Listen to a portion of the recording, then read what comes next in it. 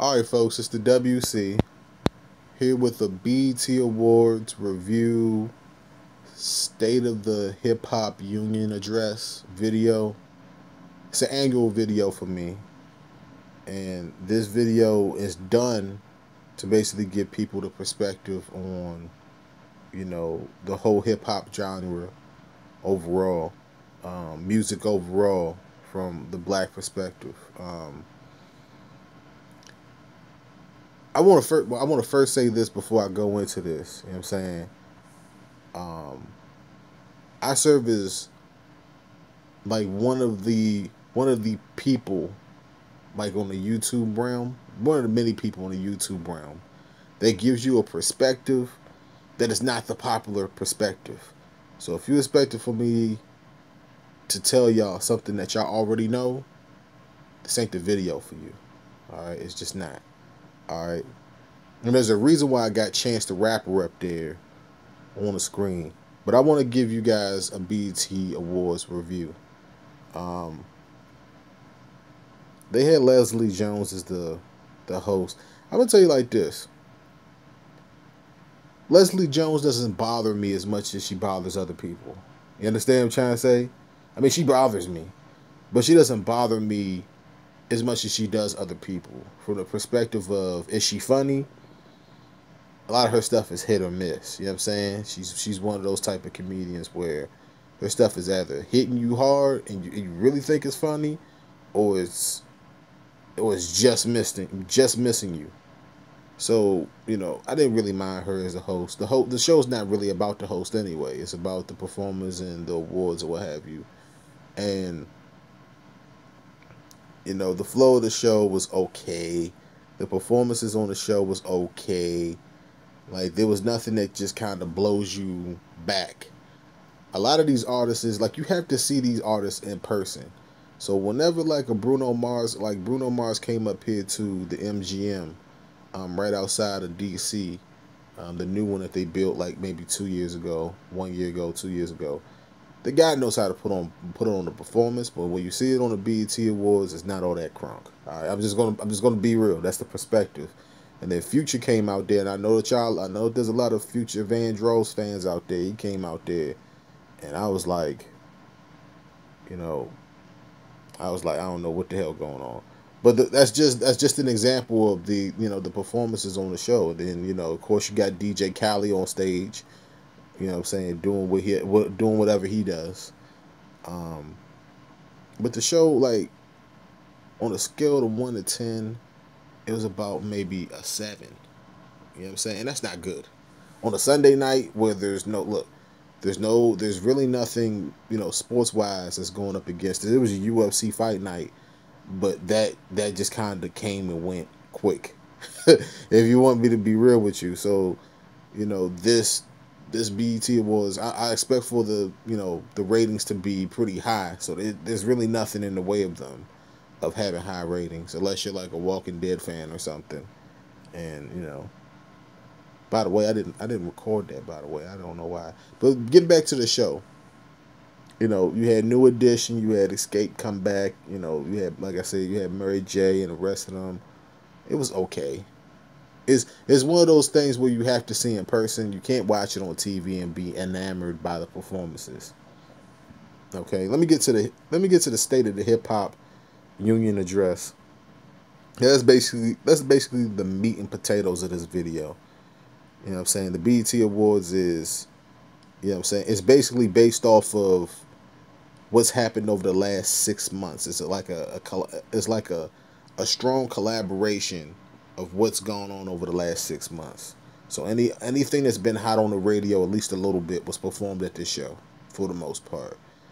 But getting to the state of the BET, not the state of the BET, but the state of the hip hop address, man. I want people to understand about hip hop and rap in particular.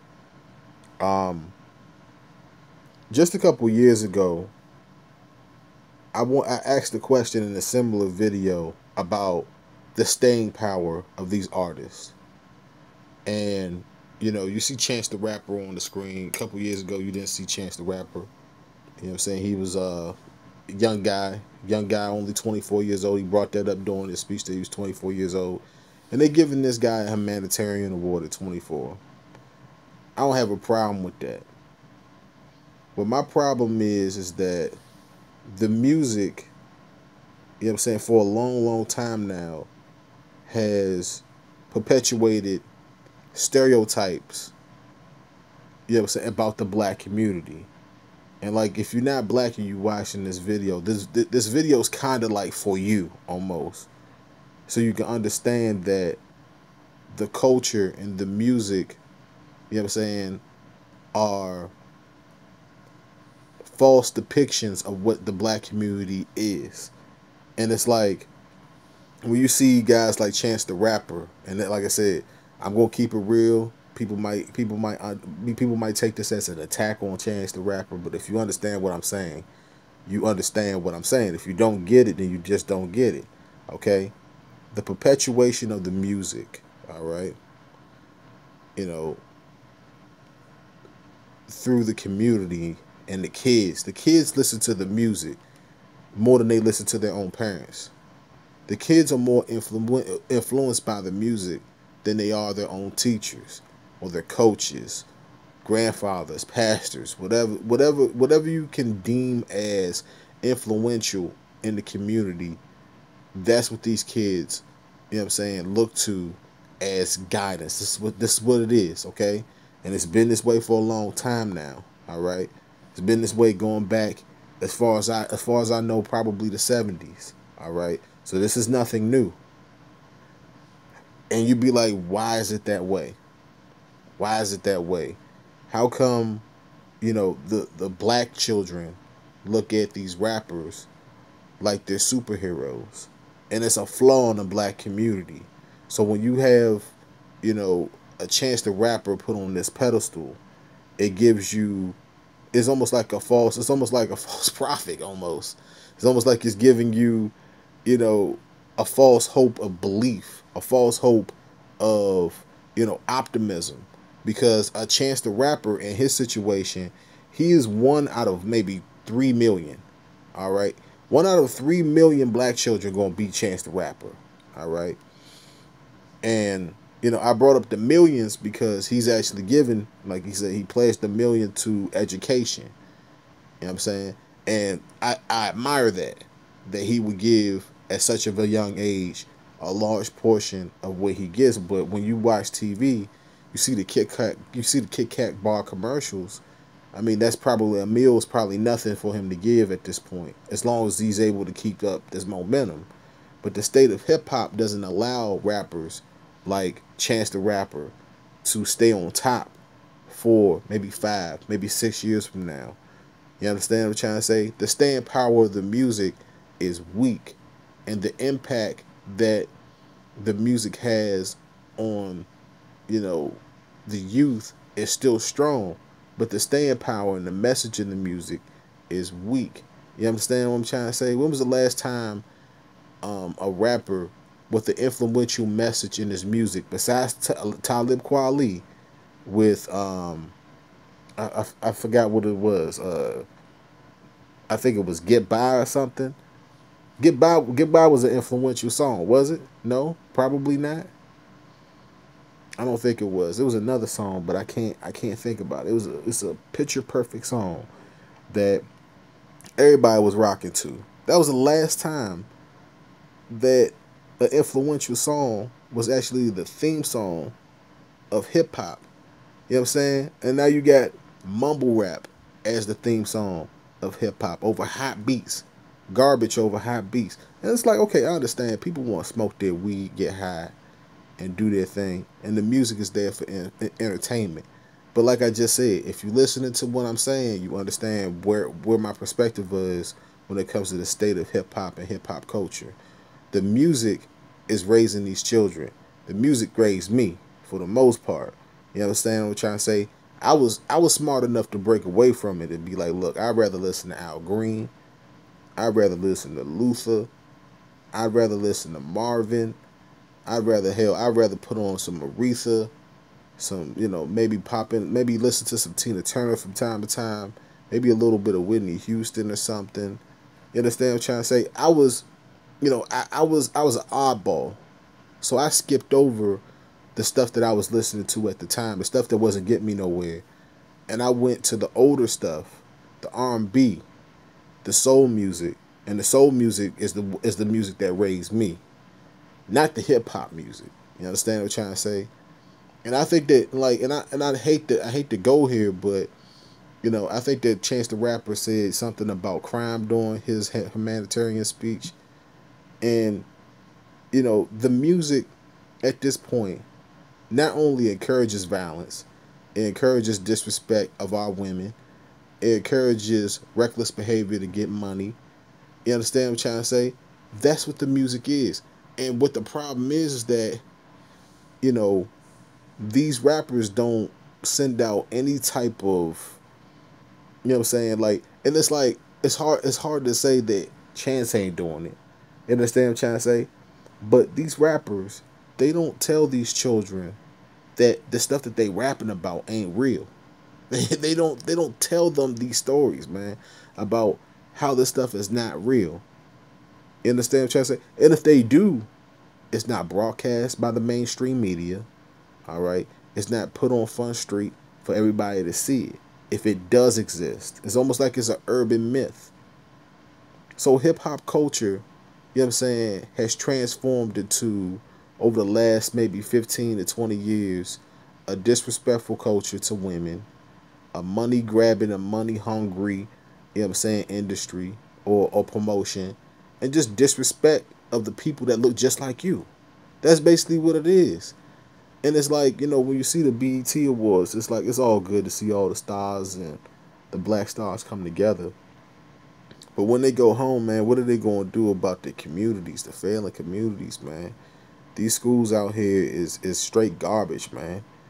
You know, I went to an elementary school the other day, and the book basically the cover of the book was gone, and I'm like, this is the book, the curriculum that these children are learning from in 2017.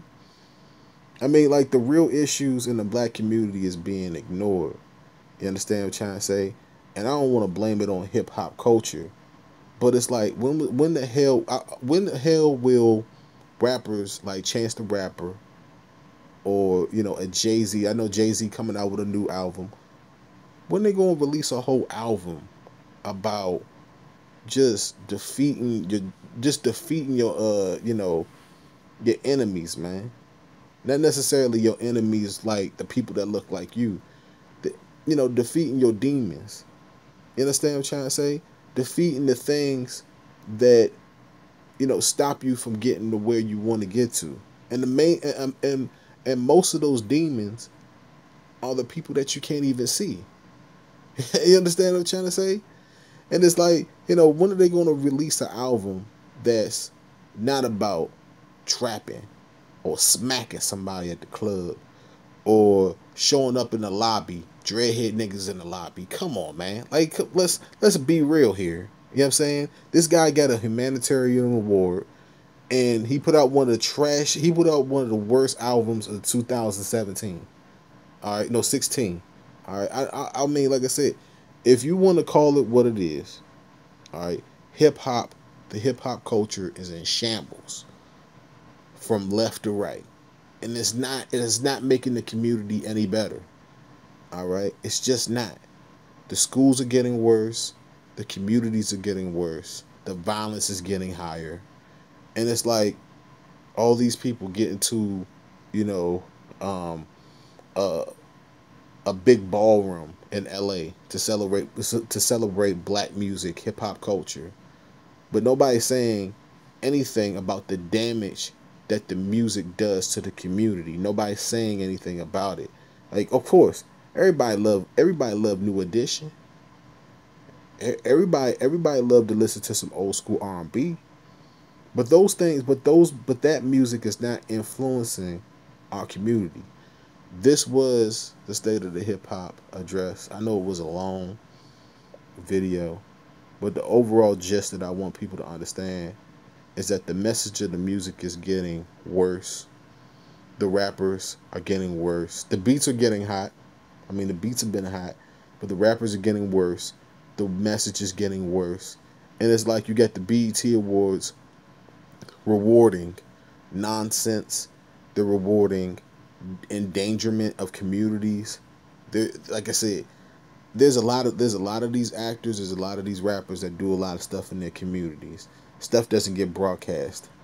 All right, but the biggest impact that a Chance the Rapper can make is by just changing all of his lyrics. That's basically what it is. You understand what I'm trying to say? So let me know how y'all feel about the video, man. I know I'm rambling a little bit, but I wanted to ramble to kind of prove my point, you know, and not necessarily leave anything out, because it's easy to leave things out in a video that's like this. So it's the WC. Until next time, folks. Peace out.